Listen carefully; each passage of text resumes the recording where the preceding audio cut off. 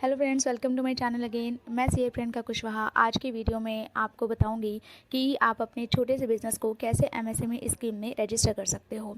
आज की वीडियो में हम step by step registration process देखेंगे और साथ में एक बिज़नेस को एमएसएमई स्कीम में रजिस्टर भी करेंगे। एमएसएमई स्कीम में अगर आप अपना बिज़नेस रजिस्टर करते हैं तो आपको काफ़ी सारे बेनिफिट्स मिलते हैं। अगर मैं बेनिफिट्स की बात करूँ तो पहला बेनिफिट आपको होता है कि आपको कोलेटरल फ्री लोन मिलता है, मतलब विदाउट एनी गारंटी आपको बैंक लोन देगा। कम इंटरेस्ट पे आपको ओवरड्राफ्ट फैसिलिटी दी जाएगी। आपको ट्रेडमार्क में 50% फ़ी, अगर आप एमएसएमई स्कीम में रजिस्टर्ड हो तो आपको 50% सब्सिडी दी जाएगी उसकी फ़ीस में। आपकी नॉर्मल फ़ीस जो होती है ट्रेडमार्क की वो होती है 9,000, लेकिन अगर आप इस स्कीम में रजिस्टर्ड हो तो आप अपना रजिस्ट्रेशन ट्रेडमार्क के अंदर करवा सकते हो मात्र 4,500 में। आपको जो फ़ीस लगेगी वो 4,500 लगेगी। ऐसे ही आपको पेटेंट रजिस्टर करवाने के टाइम पे भी आपको सब्सिडी दी जाती है उसकी फ़ीस में। इसी तरह से अगर एक सबसे बड़ा बेनिफिट मैं आपको बताऊं इस स्कीम में रजिस्टर होने का, तो वो है कि आपके डेटर्स सब कम से कम होंगे और आपकी जो भी पेमेंट्स है आपके बायर से या फिर आपके सर्विस रेसिपिएंट से वो पेमेंट्स आएंगी आपको टाइम पे, क्योंकि गवर्नमेंट ने मैंडेटरी किया हुआ है कि किसी भी एमएसएमई की पेमेंट 45 डेज से ज़्यादा नहीं रोकी जा सकती। मिनिमम टाइमलाइन है उसकी कि 15 दिन में पेमेंट करनी होगी एमएसएमई की सर्विस के अगेंस्ट। अगर कोई भी गुड्स या सर्विस आपके बायर ने आपसे रिसीव की है और अगर वो 15 डेज़ में वो पेमेंट नहीं करता है तो मैक्सिमम 45 डेज़ में उसको पेमेंट करनी ही होगी। अदरवाइज़ उसे गवर्नमेंट को रीज़न सबमिट करना पड़ेगा कि वो उस पेमेंट को विद इन सेट टाइमलाइन में क्यों नहीं कर पाया। तो एमएसएमई आपकी बिज़नेस के लिए बहुत ज़्यादा लाभदायक है, इसलिए आप अपने बिज़नेस को एमएसएमई स्कीम में ज़रूर रजिस्टर करवाइए। तो चलिए स्टार्ट करते हैं इस वीडियो को और सीखते हैं कि कैसे आप स्टेप बाय स्टेप अपने बिज़नेस को एमएसएमई स्कीम में रजिस्टर कर सकते हैं, वो भी कुछ मिनटों में। इस लिंक पे आपको जाना होगा, तो आप इस लिंक को एंटर कीजिए। उसके बाद आपके सामने ये पेज अपीयर होगा।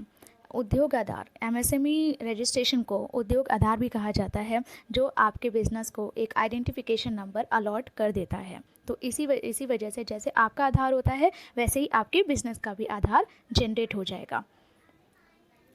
तो यहाँ पर सबसे पहले आपसे मांगा जाएगा आधार, क्योंकि अभी आपके बिज़नेस का आधार नहीं है। तो आप उस बिज़नेस को ओन करते हो तो आपको एज एन इंडिविजुअल अपना आधार यहाँ पर मेंशन करना होगा, क्योंकि आपके बिज़नेस का आधार तो अभी आपके पास नहीं होगा।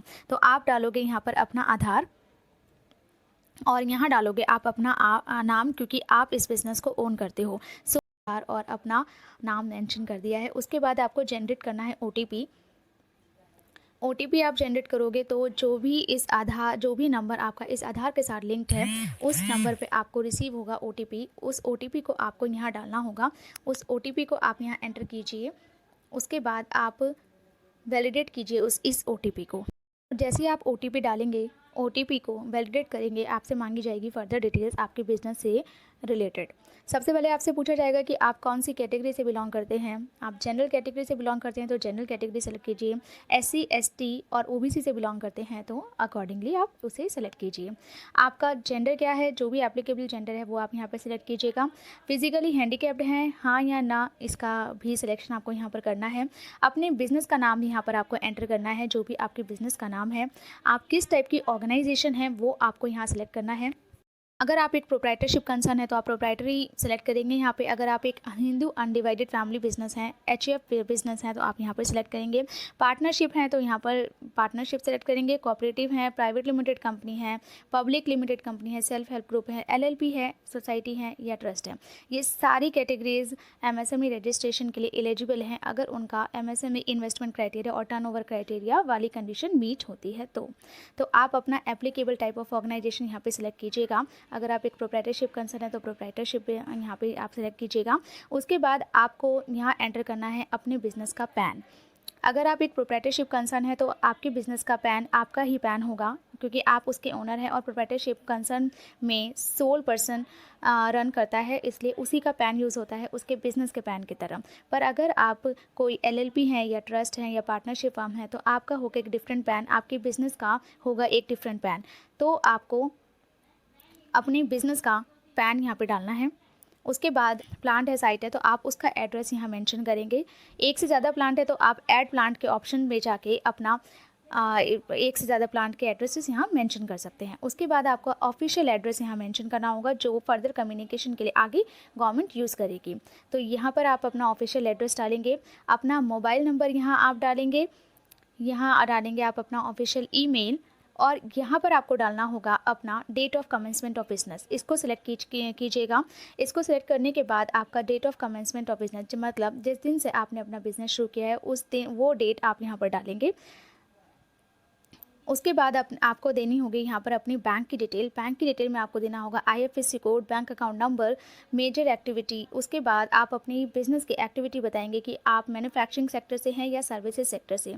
आप एक बात इंपॉर्टेंट बात नोट कर लीजिए कि MSME रजिस्ट्रेशन सिर्फ और सिर्फ मैन्युफैक्चरिंग और सर्विसेज एंटिटीज़ के लिए है, ये ट्रेडिंग और रिटेल एंटिटीज़ के लिए नहीं है। तो अगर आप मैन्युफैक्चरिंग बिजनेस से बिलोंग करते हैं या सर्विस सेक्टर से बिलोंग करते हैं तभी इस स्कीम में आप खुद को आप अपने बिजनेस को रजिस्टर करवा सकते हैं। तो उसके बाद आपको अपने सर्विस कैटेगरी के अकॉर्डिंग NIC कोड सेलेक्ट करना होगा। जो भी आपकी सर्विस है आप उसके कुछ वर्ड्स यहाँ मेंशन कीजिए।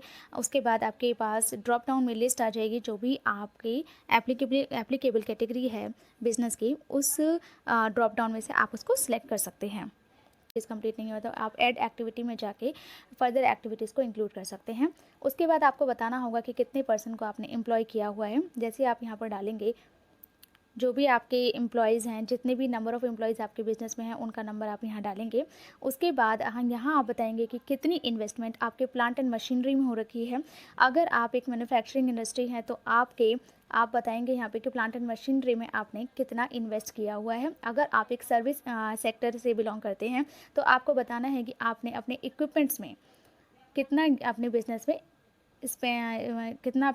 में इन्वेस्ट किया हुआ है, क्योंकि यही क्राइटेरिया है जो डिसाइड करेगा कि आप MSME डेफिनेशन में कवर होते हैं या नहीं। तो देख लेते हैं क्या है आप करंट डेफिनेशन ऑफ MSME, क्या क्राइटेरिया है इसका।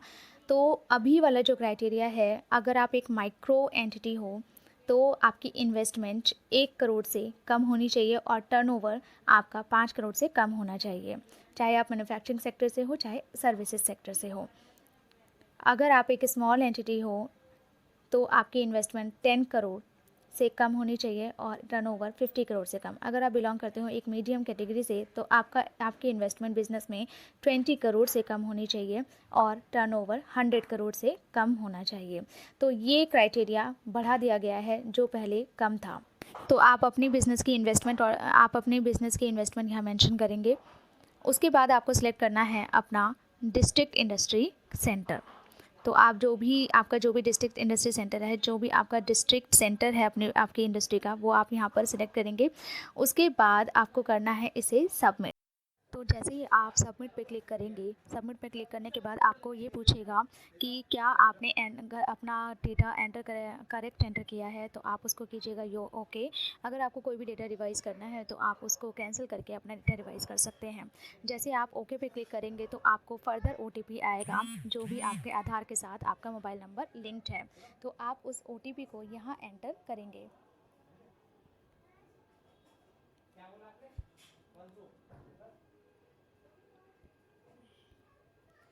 तो उस OTP को आप यहाँ एंटर कीजिएगा और उसके बाद आपको डालना है यहाँ वेरिफिकेशन कोड और इसे कीजिए फाइनल सबमिट के बाद वो फिर से आपसे पूछेगा कि आपका डेटा सही है, आप श्योर हैं। अगर आप श्योर हैं तो ओके पे क्लिक कीजिए। अगर आप श्योर नहीं है तो कैंसिल करके आप उसको चेक कर सकते हैं। जो भी डेटा आपको रिवाइज़ करना है वो आप डेटा रिवाइज़ कर सकते हैं। अगर आप श्योर है तो ओके क्लिक कीजिए। ओके पे क्लिक करते ही ये जनरेट कर देगा आपका उद्योग आधार जनरेट हो जाएगा, जो इस तरह से दिखेगा आपको। तो इस तरह से देखा आपने कि कितना इजी है उद्योग आधार जनरेट करना। तो आज ही आप अपने बिज़नेस का MSME रजिस्ट्रेशन करवा लीजिए और उद्योग आधार जनरेट कर लीजिए। गाइस, आई होप आज की वीडियो में शेयर की गई इन्फॉर्मेशन आपको यूज़फुल लगी होगी और आपके बिज़नेस में वो इन्फॉर्मेशन काम भी आएगी और आप अपना MSME रजिस्ट्रेशन आप खुद कर सकते हैं। अगर आप फिर भी आपको MSME रजिस्ट्रेशन करते वक्त कोई भी चैलेंज आता है तो प्लीज़ आप किसी प्रोफेशनल को हायर कीजिए और प्रोफेशनल के थ्रू इस रजिस्ट्रेशन को करवाइए। आप इस चैनल को कर दीजिए सब्सक्राइब सो दैट आपको यूज़फुल वीडियोज़ मिलती रहें फ्रॉम टाइम टू टाइम।